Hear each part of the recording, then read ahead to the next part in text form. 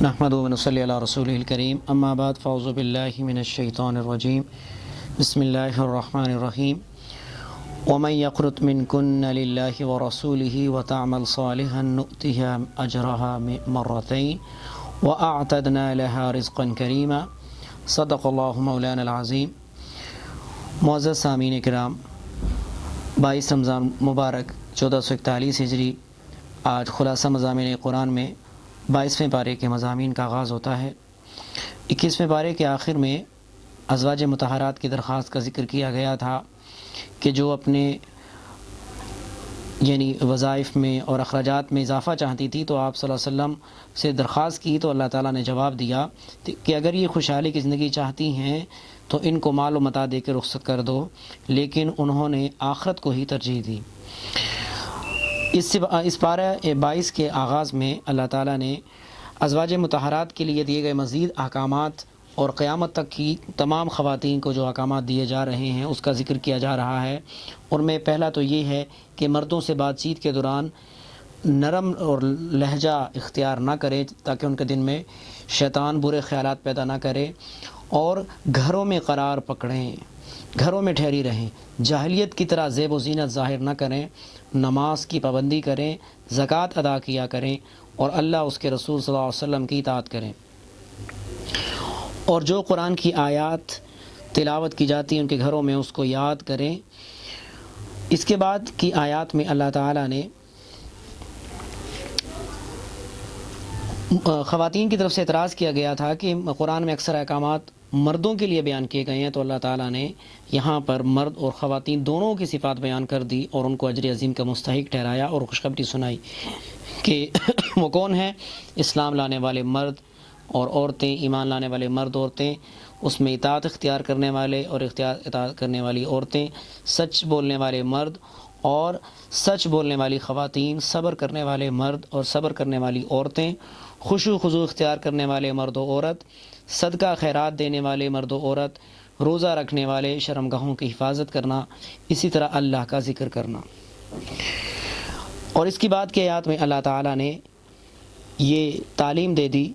کہ اللہ اس کے رسول صلی اللہ علیہ وسلم جس چیز کا حکم دے دیں اس میں کسی مومن مرد عورت کو اختیار نہیں ہے کہ اس میں اپنا اختیار سمجھیں، یعنی اللہ اس کے رسول صلی اللہ علیہ وسلم کے احکامات کو ان کے لیے حرف آخر ہونا چاہیے۔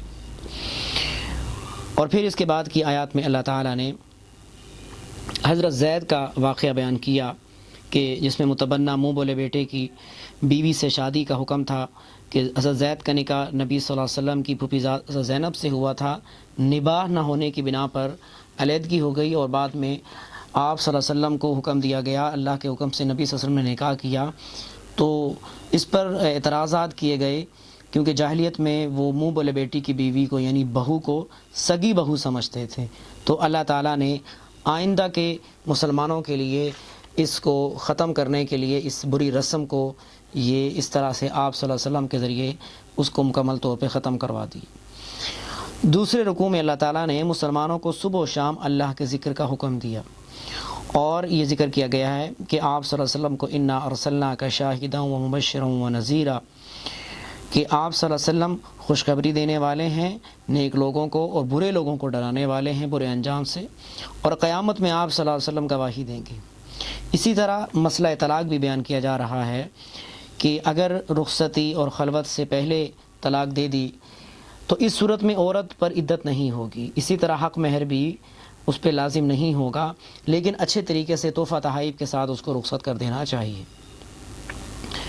دیگر آیات میں آپ صلی اللہ علیہ وسلم کے نکاح کے متعلق خصوصیات بیان کر دی گئیں کہ مومن عورت اگر بغیر حق مہر کے آپ صلی اللہ علیہ وسلم کو اپنے آپ کو سونپ دے نکاح کرنا چاہے تو یہ نبی صلی اللہ علیہ وسلم کے لیے مباح ہے، لیکن امت کے لیے حکم وہی ہے کہ بغیر نکاح کے ان کے لیے اور حق مہر کے نکاح درست نہیں ہے۔ اس کے بعد اگلے رکوع میں تیسرے رکوع میں نبی صلی اللہ علیہ وسلم کو جن باتوں سے تکلیف پہنچتی تھی اور وہ لوگ آپ صلی اللہ علیہ وسلم کے گھر میں آتے اور وہاں پر کھانا کھانے کے بعد بیٹھنا، جس کی بنا پہ آپ صلی اللہ علیہ وسلم کو تکلیف گزری اور آپ صلی اللہ علیہ وسلم نے شرم کی بنا پر لوگوں سے نہیں کہا، تو اللہ تعالیٰ نے ان کے لیے قرآن نازل کر دیا کہ کسی کے گھر میں بغیر اجازت کے داخل نہ ہو، کھانے کی دعوت میں بلانے کی صورت میں جاؤ اور کھانا سے فارغ ہونے کے بعد وہاں سے چلے جاؤ، اسی طرح باتوں میں لگ کے وہاں پر وقت ضائع نہ کرو، اور اگر کسی غیر محرم خواتین سے کوئی چیز مانگنی پڑ جائے تو پردے کے پیچھے سے سوال کیا کرو، سامنے مت آؤ۔ ان کی بات کی آیات میں محرم جو رشتے ہیں جن سے نکاح حرام ہے اور جن کے سامنے خواتین اپنی زیب و زینت ظاہر کر سکتی ہیں، ان کا ذکر کر دیا گیا۔ وہ محرم رشتے کون ہیں؟ اس میں باپ، شوہر، بھائی، بھتیجے، بھانجے، تو ان کے سامنے بھی پردہ آنے کی بھی خواتین کو اجازت دی گئی ہے۔ اس کے بعد کی آیات میں درود و سلام کا حکم دیا گیا کہ اللہ تعالیٰ یہ درود و سلام ایک ایسا اہم حکم ہے کہ اللہ اور اس کے رسول، اس کے فرشتے رسول صلی اللہ علیہ وسلم پر درود و سلام بھیجتے ہیں، اور اللہ تعالیٰ نے یہاں پر حکم دے دیا کہ اے ایمان والو، تم بھی نبی صلی اللہ علیہ وسلم پر درود و سلام بھیجا کرو۔ اور جب یہ درود و سلام کا حکم آیا اور فرشتے نے آ کے خوشخبری دی تو نبی صلی اللہ علیہ وسلم بہت خوش ہوئے، اور احادیث میں آتا ہے کہ نبی صلی اللہ علیہ وسلم نے اس کے بعد سے ہی درود ابراہیمی کا حکم دیا باقاعدہ طور پر نماز میں پڑھنے کا۔ اس کے بعد کی آیات میں پردے کا حکم دیا جا رہا ہے رکوع نمبر 4 میں کہ یا ایھا النبی قل لازواجک، اے نبی صلی اللہ علیہ وسلم اپنی بیویوں سے کہہ دیں، وبناتک، اور اپنی بیٹیوں سے، اور ونساء المؤمنین، اور مومن عورتوں سے کہ یدنین علیہن من جلابیبہن، کہ وہ اپنے اوپر ایک چادر لٹکا لیا کریں۔ تو جلباب کیسی چادر ہوتی ہے؟ ابن عباس فرماتے ہیں کہ جو چہرے سے لے کر پاؤں تک ڈھانپ دے۔ تو معلوم یہ ہوا کہ پردہ جو ہے یہ اللہ ہی کی طرف سے دیا گیا حکم ہے کہ جس میں پورے بدن کو چھپا لیا جائے اور ایسا باریک نہ ہو کہ جسم واضح ہو۔ اسی طرح خوشبو لگا کر جانا، اس سے بھی منع کیا آپ صلی اللہ علیہ وسلم نے، اور آپ صلی اللہ علیہ وسلم نے باریک لباس سے منع کیا، فرمایا کہ قرب قیامت میں خواتین لباس کے باوجود بے لباس ہوں گی، جس کی تشریح میں ذکر کیا محدثین نے کہ ایسا لباس کہ جس سے یا تو جسم چست ہونے کی بنا پہ ظاہر ہوگا یا باریک ہونے کی بنا پہ جھلکے گا، تو فرمایا کہ ایسی خواتین جنت تو کیا جنت کی خوشبو سے بھی محروم رہیں گی۔ تو اس لیے فیشن اور رواج کو دیکھتے ہوئے انسان جہنم سے محروم ہو جائے، اس سے توبہ ضروری ہے۔ دیگر آیات میں اللہ اس کے رسول صلی اللہ علیہ وسلم کا کہ جو انکار کرنے والے ہیں ان کے بارے میں ارشاد فرمایا کہ جب ان کو جہنم میں ڈالا جائے گا تو وہ مجرم لوگ کہیں گے کہ یا اللہ، ہمارے بڑے جو سردار ہیں ہم نے ان کا کہنا مانا تھا، ان کو آج آپ دگنا ڈبل عذاب دیجئے۔ اس صورت احزاب کے آخر رکوع میں اللہ تعالیٰ نے جن باتوں سے نبی صلی اللہ علیہ وسلم کو تکلیف پہنچتی ہے اس سے منع کیا، اور یہ بھی حکم دیا جا رہا ہے کہ سیدھی بات کہو، قولوا قولا سدیدا۔ اور اللہ تعالیٰ نے یہاں پر وہ بار امانت قرآن جس کو اللہ تعالیٰ نے آسمان زمین پر نازل کیا لیکن انہوں نے انکار کر دیا، لیکن یہ انسان ہے جس نے اس کو برداشت کیا، لیکن اصل یہ ہے کہ انسان اس کا حق ادا کرے۔ سورہ سبا کا آغاز ہوتا ہے، مکی صورت ہے۔ اس صورت کے آغاز میں اللہ تعالیٰ نے اپنی قدرت کاملہ اور اپنی بڑائی بیان فرمائی کہ اللہ تعالیٰ ہی خالق ہے، کریٹر ہے، وہی اسی نے مخلوق کو پیدا کیا، کائنات کے تمام نظاموں کا مالک بھی وہی اللہ ہے، اور وہی اللہ ہے جو غیب کا علم رکھتا ہے، ہر چیز کی خبر اس کے پاس ہے۔ پھر بعد کے آیات میں مشرکین جو مرنے کے بعد زندہ ہونے کا انکار کرتے تھے، اللہ تعالیٰ نے ان کو جواب دیا کہ آپ ان سے کہہ دیں کہ قیامت آ کر رہے گی اور نیک لوگوں کو بدلہ ملے گا اور بروں کو سزا ضرور ملے گی۔ دوسرے رکوع میں اللہ تعالیٰ نے داؤد علیہ السلام اور سلیمان علیہ السلام کے اوپر کیے گئے اللہ کی طرف سے کمالات اور خوبیوں کا ذکر کیا گیا، اور پھر اس کے مقابلے میں اگر قومیں جو سبا تھی اور ملکہ سبا کی جو رعایا اور عوام اور سلطنت کے لوگ تھے، ان کا اور داؤد علیہ السلام اور سلیمان علیہ السلام کی بادشاہت کا کمپیریزن، موازنہ کیا گیا کہ سلیمان علیہ السلام کس قدر شکر گزار بندے تھے اور قوم سبا کے ماننے والے کس طرح سے انکار کرنے والے تھے۔ کہ داؤد علیہ السلام کو اگر دیکھا جائے تو اللہ نے ان کو کن معجزات سے نوازا کہ داؤد علیہ السلام کو جو اللہ نے لہن داؤدی دیا تھا، جب وہ پڑھتے تھے تو پہاڑ اور پرندے بھی ان کے ساتھ پڑھنے لگ جاتے تھے، اور پرندے ہوا میں رک جاتے تھے۔ اسی طرح اللہ نے ان کے لیے لوہے کو نرم کر دیا اور انہوں نے لوہے کے ذریعے کارخانہ بنایا۔ گویا کہ اگر دیکھا جائے تو اس زمانے کی پہلی سٹیل مل کا آغاز حضرت داؤد علیہ السلام کے ذریعے کیا گیا۔ سلیمان علیہ السلام کے اگر انعامات دیکھے جائیں تو پرندوں کی بولیاں سکھائی گئی اور تانبے کو ان کے لیے مسخر کر دیا گیا۔ جنات ان کے تابع تھے جس سے وہ تعمیرات اور ٹرانسپورٹیشن کا کام لیا کرتے تھے۔ اسی طرح سلیمان علیہ السلام کے لیے اللہ نے ہوا کو مسخر کر دیا، جس پہ آپ کا تخت جو گویا کہ ایک جہاز کی مانند تھا اور ایک جو 2 ماہ کا سفر طے کر لیا کرتا تھا، اور وہ بھی تخت اس قدر وسیع تھا کہ اس پر کتابوں میں لکھا ہے کہ 13 لاکھ چیئرز لگ جایا کرتی تھیں۔ تو قوم سبا کو بھی اللہ نے نعمتوں سے نوازا، جس میں ان کے پاس رزق کی فراوانی تھی، آب و ہوا کا اچھا ہونا، پھلدار باغات، اور دھوپ اور گرمی ان کو نہیں ستاتی تھی، اور انہوں نے پانی کو سٹور کرنے کے لیے ایک بہت بڑا ڈیم بنایا تھا، سد مارب، جس کے نشانات اب بھی نظر آتے ہیں۔ لیکن کیا ہوا کہ انبیاء کرام شکر گزار تھے، اللہ کی بات کرنے والے تھے۔ داؤد علیہ السلام اور سلیمان علیہ السلام کے بارے میں احادیث میں آتا ہے کہ کوئی وقت ایسا نہیں ہوتا تھا جب ان کے گھر میں سے کوئی بھی شخص مصلی پر اللہ کی عبادت میں مصروف نہ ہو۔ لیکن قوم سبا جو ناشکری پر اتر آئی تو اللہ تعالیٰ نے اسی بند کے ذریعے ان کو عذاب سے دوچار کیا اور وہ ان کو بہا کر لے گیا۔ رکن نمبر 3 میں اللہ تعالیٰ نے مشرکین کے غلط عقائد کی مذمت کی کہ تم جن جھوٹے خداؤں کو اللہ کے سوا حاجت روا مشکل کشا سمجھتے ہو ان کو بلاؤ۔ اللہ تعالیٰ فرما رہے ہیں کہ دیکھو زمین آسمان میں رزق کون دیتا ہے۔ اللہ تعالیٰ فرما رہے ہیں کہ تم جن کو اللہ کے ساتھ شریک کرتے ہو انہوں نے کیا بنایا ہے، ان کے پاس کیا خوبی ہے کہ جس کی بنا پہ وہ عبادت کے لائق بن گئے۔ رکو نمبر 4 میں اللہ تعالیٰ نے قیامت کی منظر کشی فرمائی کہ مجرم لوگ کہیں گے کہ تم نے ہمیں رستوں سے روکا تھا، یعنی جو ان کے بڑے سردار اور ان کے پیشوا تھے وہ کہیں گے کہ ہماری طرف سے تو تمہیں اختیار تھا، تم جو چاہے کر سکتے تھے، لیکن پھر تباہی اور ہلاکت ان کا مقدر بن جائے گی۔ رکو نمبر 5 میں کفار اور مشرکین کے انکار اور ان کو اپنے مال دولت پر فخر تھا، جس کی بنا پہ وہ کہتے تھے کہ ہمیں عذاب نہیں آئے گا۔ تو اللہ تعالیٰ نے ان کو جواب دیا، جو کفار اپنے مال دولت پر فخر کرتے تھے، ناز تھا کہ یہ مال دولت تمہارے کام نہیں آئے گا۔ پہلی جو قومیں تھیں ان کو جو مال دولت دیا گیا اس کا 10واں حصہ بھی تم منکرین قرآن تم کفار کو نہیں ملا ہے، تو جب وہ نہیں بچ پائیں تو تم کسی شمار میں نہیں ہو۔ اور اللہ نے فرما دیا کہ میرا رب جس سے چاہتا ہے روزی کشادہ دیتا ہے، جس کے چاہتا ہے روزی تنگ کر دیتا ہے۔ آخری رکوع میں آپ صلی اللہ علیہ وسلم کا مذاق اڑایا کرتے تھے، مختلف باتیں کستے تھے، مجنون اور دیوانہ کہتے تھے۔ اللہ تعالیٰ نے فرمایا کہ آپ ان سے کہہ دیں کہ تم دو مل کر اکیلے مل جاؤ، غور و فکر کرو تو تم اس نتیجے پر پہنچو گے کہ نبی صلی اللہ علیہ وسلم کوئی مجنون نہیں ہے، اور وہ تو تمہیں سخت عذاب کے آنے سے پہلے ڈرانے والے۔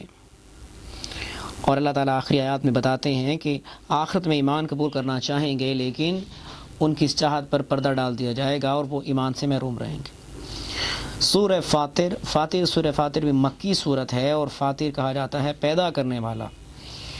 اس صورت کے پہلے رکوع میں اللہ تعالیٰ نے اپنی قدرت کاملہ کے دلائل اور اپنی قدرت کا وسیع اظہار کیا کہ اللہ ہی نے انسانوں کو، فرشتوں اور جنات کو تخلیق کیا، پیدا کیا، وجود بخشا۔ اور پھر اللہ فرماتے ہیں کہ اللہ جس پر چاہیں رحمت کے دروازے کھول دیتے ہیں، اس کو کوئی روک نہیں سکتا، اور جس پر اگر اللہ اپنے رحمت کے دروازے بند کرنا چاہیں تو اس کے اوپر کوئی رحمت کر نہیں سکتا۔ اور پھر بعد کی آیات میں اللہ تعالیٰ نے ارشاد فرمایا کہ میرے مزید دلائل دیکھو کہ میں ہی ہوں کہ بارش سے زمین کو سیراب کر کے زندہ کر دیتا ہوں، دن رات کو میں ہی لاتا ہوں، انسان کو اس کی بنانے میں، پیدا کرنے میں مختلف مراحل سے میں ہی گزارتا ہوں، اور وہی اللہ جو سب یہ کام کر سکتا ہے وہ مردہ انسان کو بھی زندہ کر سکتا ہے۔ اس کے ساتھ اللہ تعالیٰ نے شیطان کی چالوں سے بچنے کا حکم دیا اور فرمایا کہ ایمان اور عمل صالح کا جو بدلہ ہے وہ مغفرت ہے، اور اللہ نے اس پر انعامات کی بشارت دی۔ دوسرے رکوع میں اللہ تعالیٰ نے فرمایا کہ جو برے کام ہیں وہ بڑے مزین، بڑے خوبصورت، خوشنما لگتے ہیں، لیکن خوشنما لگنے سے وہ اچھے نہیں ہو جاتے۔ اس کے بعد کی آیات میں بتایا گیا کہ آپ صلی اللہ علیہ وسلم شفیق اور مہربان ہیں، کہ یہی وجہ ہے کہ کفار مشرکین ان کے گمراہی پر جانے پر اور ایمان کی طرف نہ آنے پر آپ صلی اللہ علیہ وسلم اس قدر غمگین ہوتے ہیں کہ کہیں آپ صلی اللہ علیہ وسلم اپنی جان ہی نہ دے دیں۔ تو اللہ تعالیٰ نے اس کے بعد کی آیات میں مشرکین کے گھڑے ہوئے جھوٹے خداؤں کی بے بسی کا تذکرہ بھی کر دیا۔ رکوع نمبر 3 میں اللہ تعالیٰ نے ارشاد فرمایا کہ اللہ کیسے بے نیاز ہے، ساری عالم اور دنیا میں بسنے والی ساری مخلوقات اسی کی محتاج ہیں۔ اللہ تعالیٰ چاہیں تو یہ جو ناشکرے اور اللہ کے انکار کرنے والے لوگ ہیں اور جو اللہ پر ایمان نہیں لا رہے، اللہ ان کو ہٹا کر ایسی مخلوق کو دنیا میں آباد کر دیں جو اللہ کی شکر گزاری کریں۔ بعد کے آیات میں اللہ تعالیٰ نے عیسائیت کا عقیدہ کفارہ، کہ جس میں اللہ تعالیٰ نے اس کی نفی کر دی کہ جو آدمی گناہ کرے گا وہی اس کا بوجھ اٹھائے گا، اس کے رشتہ دار کوئی اور اس کا بوجھ نہیں اٹھائیں گے۔ ہر انسان کو اپنے کیے کا، اپنے اعمال کا اللہ کے سامنے جواب دینا ہوگا، اور برے اعمال کی صورت میں اس کی سزا بھگتنی ہوگی۔ اور پھر اللہ تعالیٰ نے ایمان اور کفر کو بہت ہی خوبصورت مثالوں سے واضح کر دیا۔ ایمان اور کفر کا فرق کہ جیسے بینا اور نابینا برابر نہیں ہو سکتے، زندہ اور مردہ برابر نہیں ہو سکتے، روشنی اور تاریکی برابر نہیں ہو سکتے، اور اسی طرح دھوپ اور چھاؤں برابر نہیں ہو سکتے، ایسے ہی مومن اور کافر کبھی برابر نہیں ہو سکتے۔ رکوع نمبر 4 میں اللہ تعالیٰ نے قدرت کی اپنی بے شمار نشانیاں پیش کر دیں کہ زمین میں غور و فکر کرو، دیکھو کیسے اللہ نے مختلف رنگوں کے، قسموں کے پھولوں کو پیدا کیا، اور پھر پہاڑ کوئی سفید رنگ کا ہے، کوئی سرخ، کوئی سیاہ،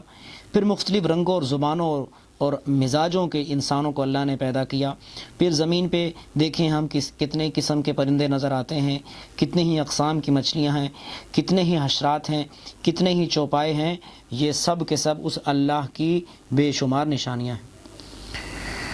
اس کے بعد کی آیات میں صدقہ خیرات کرنے والوں کو خوشخبری اور بڑے انعامات اللہ نے ارشاد فرما دی، اور اللہ نے مثال پیش کر دی کہ یہ اللہ کے راستے میں صدقہ خیرات کرنے والوں کی مثال ایسے ہے کہ جس تجارت میں کسی قسم کے لاس اور نقصان کا خطرہ نہیں ہے۔ دیگر آیات میں جنت اور جہنم کا تذکرہ کیا گیا، اور جہنمیوں کی سزائیں کہ جب ان کو سزائیں دی جائیں گی تو وہ چیخیں گے اور چلائیں گے، آہو پکار کریں گے، لیکن ان کو کوئی سننے والا نہیں ہوگا۔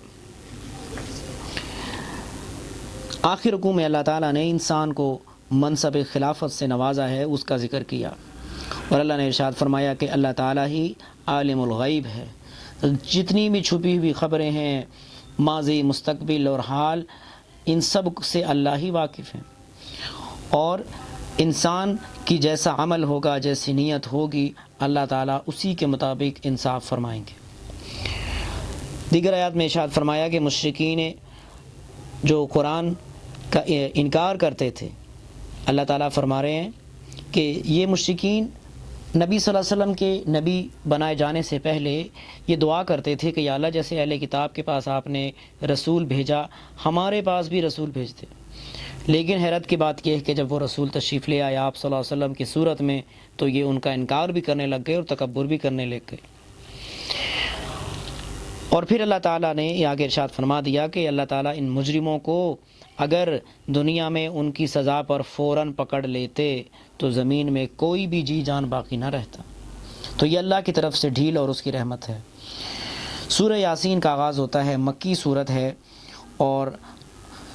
اس صورت کے آغاز میں اس صورت کے بہت سے فضائل ہیں۔ آپ صلی اللہ علیہ وسلم نے فرمایا کہ سورہ یاسین قرآن کا دل ہے، اور میرا دل یہ چاہتا ہے کہ یہ ہر انسان کے دل میں ہو، اور فرمایا کہ جو انسان جس مقصد کے لیے سورہ یاسین پڑھتا ہے اس کا وہ کام پورا ہو جاتا ہے۔ سورت کی ابتدائی آیات میں اللہ تعالیٰ نے نبی صلی اللہ علیہ وسلم کی رسالت کی شان بیان کی، اور فرمایا کہ نبی صلی اللہ علیہ وسلم سیدھے رستے پر ہیں، اور کفار کا ذکر کیا کہ جو گمراہی میں بہت آگے جا چکے ہیں، کہ ان کے باپ دادا کو کوئی ڈرانے والا نہیں آیا، اور نہ ماننے کے صورت میں یہ عذاب کے مستحق ہوں گے۔ اور پھر اللہ تعالیٰ ان کفار کو پہلے رکوع نمبر 2 میں بستی کی مثال پیش کر رہے ہیں کہ بستی انطاکیہ رہنے والے تھے، جہاں پر اللہ تعالیٰ نے 2 نبی بھیجے، انہوں نے یکے بعد دیگر نبیوں کا انکار کیا اور اللہ تعالیٰ نے تیسرے نبی کو بھیجا۔ وہ نبی کو منحوس کہتے تھے، نبیوں کو برا بلا کہتے تھے، مختلف دھمکیاں دینے لگے، ہم تمہیں سنگسار کر دیں گے۔ تو بستی کے آخر میں سے ایک شخص آیا دوڑتا ہوا، حبیب نجار جس کا نام لکھا گیا ہے، اس نے آ کے ان کو سمجھایا کہ یہ نبی تمہارے خیر خواہ ہیں، تم سے معاوضہ طلب نہیں کرتے اور تمہیں سیدھے راستے کی ہدایت دیتے ہیں، لیکن یہ لوگ اس شخص کی بات نہیں مانے اور انہوں نے اس شخص کو قتل کر دیا۔ تو اس طرح سے یہاں پر 22ویں پارے کا اختتام ہوتا ہے۔ دعا ہے اللہ تعالیٰ کہنے والے اور سننے والوں کو عمل کی توفیق عطا فرمائے۔ وآخر دعوانا ان الحمد للہ رب العالمین۔